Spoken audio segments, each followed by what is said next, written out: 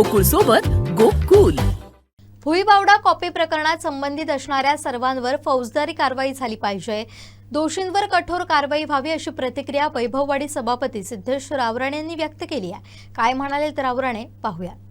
रितसर अजून आमच्याकडे तसं पत्र आलेले नाही, पण काल मीडियामध्ये वाचलं असता 24 जणांवर काहीतरी कारवाई झालेली दिसते. त्याच्यामध्ये 23 जणांवरती डिरेक्टली आणि एक जण त्याला नोटीस दिली, म्हणजे जो शिपाई होता मोरे नावाचा, त्याला नोटीस समजावाची नोटीस की काय झाले काय नाही. त्याप्रमाणे एका पालकाने, म्हणजे ज्या पालकाने स्वतःच्या मुलाच्या फायद्यासाठी ही गोष्ट घडून आणली, त्यामुळे संपूर्ण तालुक्याचं नाव त्यांनी वेठीस धरण्याचा प्रयत्न केला.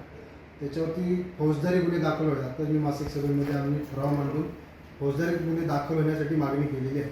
त्यामुळे कोणीही दोषी असू दे, कोणालाही पाठीशी घालायचं नाही. कुठले आम्ही राजकीय पुढारी किंवा आम्ही राजकीय पदाधिकारी कोणालाही पाठीशी घालायचं, कारण तालुक्याचा प्रश्न आहे, जिल्ह्याचा प्रश्न आहे. कारण आपलं कोकण बोर्ड हे महाराष्ट्रामध्ये कायम टॉपर असते. चुकीचा संभ्रम महाराष्ट्रामध्ये जाऊ नये या मताचे आम्ही सर्वजण आहोत.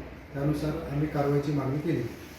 आमच्या मते संस्थांना आम्ही त्यांच्याकडे मागणी करणार की संबंधितांना कडक ती कारवाई करा, म्हणजे त्यांना सेवेतून निवृत्त म्हणजे निलंबन करा.